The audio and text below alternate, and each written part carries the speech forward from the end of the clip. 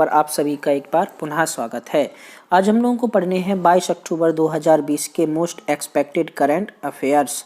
तो चलिए शुरू करते हैं और देखते हैं पहला प्रश्न है, भारत का पहला बहु मॉडल लॉजिस्टिक पार्क किस राज्य में स्थापित किया जाएगा? तो भारत के पहले बहु मॉडल लॉजिस्टिक पार्क की आधारशिला केंद्रीय मंत्री नितिन गडकरी ने 20 अक्टूबर को असम राज्य में रखी। यह logistic park Bangladesh, Bhutan, Nepal, Myanmar आदि देशों से व्यापार बढ़ाने में मदद करेगा।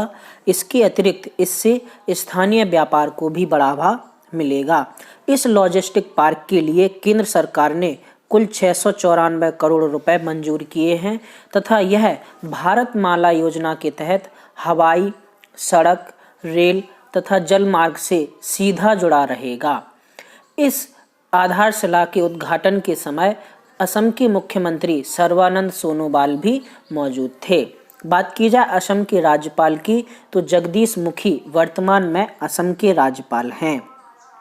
चलिए देखते हैं दूसरा प्रश्न है, विश्व सांख्यिकी दिवस हर साल मनाया जाता है। तो प्रत्येक वर्ष 20 अक्टूबर को विश्व सांख्यिकी दिवस मनाया जाता है।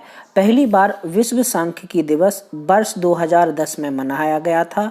इसके बाद 2015 में और अब 2020 में मनाया जा रहा है।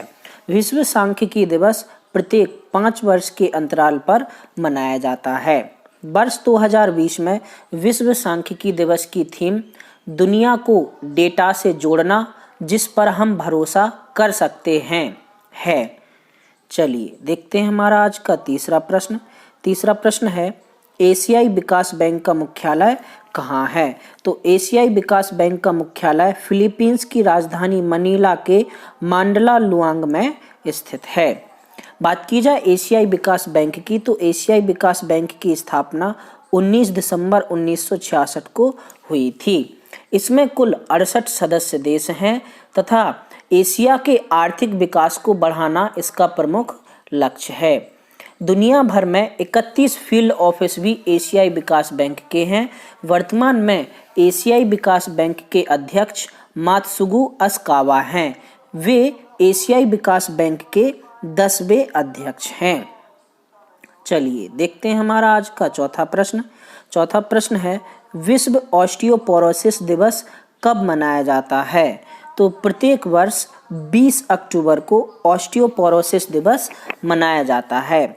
ऑस्टियोपोरोसिस को अस्थि भंगुरता कहते हैं जिसमें हड्डियां कमजोर हो जाती हैं।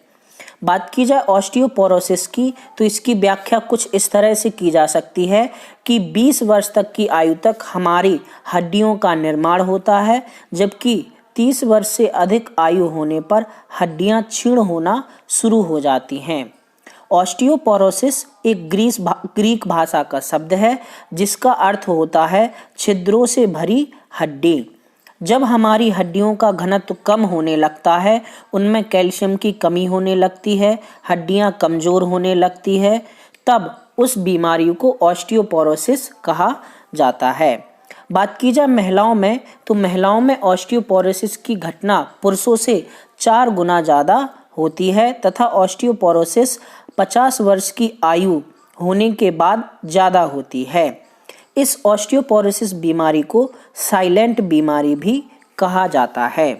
देखते हैं हमारा आज का अगला प्रश्न है, भारत ने चांदीपुर परीक्षण रेंज से किस मिसाइल का हाल ही में परीक्षण किया है जिसे stand of anti tank missile कहा गया है? तो हाल ही में भारत ने सेंट नाम की एक एंटी टैंक मिसाइल का परीक्षण किया गया है जिसे stands of anti tank missile नाम दिया गया है। यह मिसाइल वायुसेना के लिए DRDO द्वारा विकसित की गई है, जिसका हाल ही में ओडिशा के चांदीपुर परीक्षण रेंज से परीक्षण किया गया है। यह मिसाइल 10 किलोमीटर तक हवाई हमले के दौरान टैंक को ध्वस्त कर सकती है। पिछले 48 दिनों के दौरान भारत ने कुल 13 मिसाइलों का परीक्षण किया है। चलिए देखते हैं हमारा आज का छठवां प्रश्न है, सिडनी स्थित लोबी संस्थान द्वारा जारी एशिया पावर इंडेक्स 2020 में भारत की रैंक क्या है? तो हाल ही में सिडनी के लोबी संस्थान द्वारा एशिया पावर इंडेक्स 2020 जारी किया गया, जिसमें भारत की रैंक चौथी आई है। पहले स्थान पर अमेरिका, दूसरे स्थान पर चीन तथा तीसरे स्थान पर जापान है। हाल ही में एशिया प्रशांत क्षेत्र में अमेरिका का वर्चस्व अभी भी बरकरार है, चीन दूसरे स्थान पर है। हालांकि अमेरिका और चीन के बीच जो अंक आए हैं उनमें ज़्यादा अंतर नहीं है।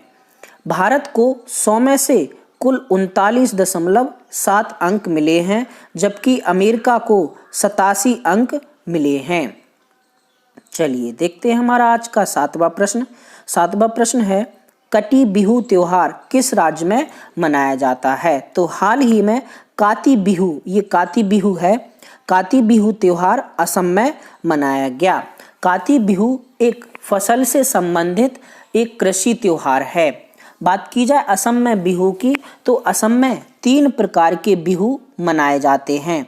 पहला, जिसे भोगाली बिहू या माघ बिहू कहा जाता है, 13 जनवरी को मनाया जाता है। दूसरा, रोंगाली या बोहांग बिहू 14 अप्रैल को मनाया जाता है।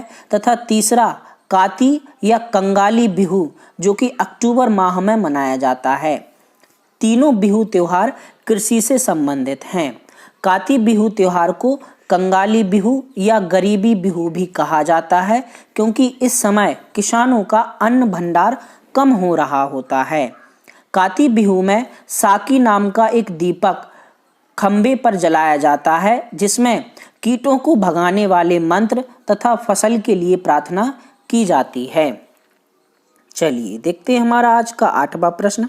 8वां प्रश्न है, IHS मार्केट द्वारा होस्ट किए गए कैराबीक के भारत ऊर्जा मंत्र का उद्घाटन कौन करेगा?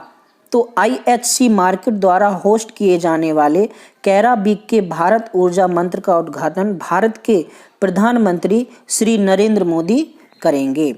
यह चौथा कैराबीक होगा जिसे IHS मार्केट द्वारा मेजबानी की जा रही है। चलिए देखते हैं हमारा आज का 9वां प्रश्न। 9वां प्रश्न है, किस संगठन ने हाल ही में महाराष्ट्र सड़क सुधार के लिए $177 मिलियन ऋण को मंजूरी दी है? तो हाल ही में एशियाई विकास बैंक ने महाराष्ट्र में $177 मिलियन के ऋण को मंजूरी दी है, जो कि सड़क के उन्नयन के लिए काम आएगा। महाराष्ट्र में इस पैसे से 450 किलोमीटर की सड़कों का उन्नयन किया जाएगा, जिससे शहरी तथा ग्रामीण क्षेत्रों में कनेक्टिविटी बढ़ेगी। चलिए देखते हैं हमारा आज का अगला और अंतिम प्रश्न। अंतिम प्रश्न है, उत्तर प्रदेश की राज्यपाल आनंदीबेन पटेल ने किस शहर में सेफ सिटी प्रोजेक्ट शुरू किया? तो हाल ही में यूपी की राज्यपाल आनंदीबेन पटेल ने लखनऊ से सेफ सिटी प्रोजेक्ट को शुभारंभ किया है। यह 180 दिवसीय प्रोजेक्ट होगा, जिसके तहत महिला सुरक्षा पर ध्यान दिया जाएगा। इसके लिए निर्भया फंड से 2919 करोड़ रुपए वित्त पोषित किए जाएंगे। 22 अक्टूबर 2020 का क्वेश्चन ऑफ द डे है, निम्नलिखित में से कौन सा जोड़ा सही नहीं है? एलोरा की गुफाएं राष्ट्रकूट शासक, महाबलीपुरम पल्लव शासक, खजुराहो चंदेल शासक तथा एलिफेंटा की गुफाएं मौर्य शासक। इसके अलावा सेशन ऑफ द डे का क्वेश्चन है, विश्व सांख्यिकी दिवस 20 अक्टूबर को मनाया जाता है। पहली बार विश्व सांख्यिकी दिवस कब मनाया गया था? 21 अक्टूबर 2020 का क्वेश्चन ऑफ द डे था आपका, पौधों और जंतुओं के बीच की कड़ी क्या है? तो पौधों और जंतुओं के बीच की कड़ी युगलीना है। सही उत्तर देने वालों में शामिल हैं आपके मानवेंद्र, मोहित झा, दिलीप, नरेंद्र तथा अंजलि। सभी को बहुत बहुत बधाई।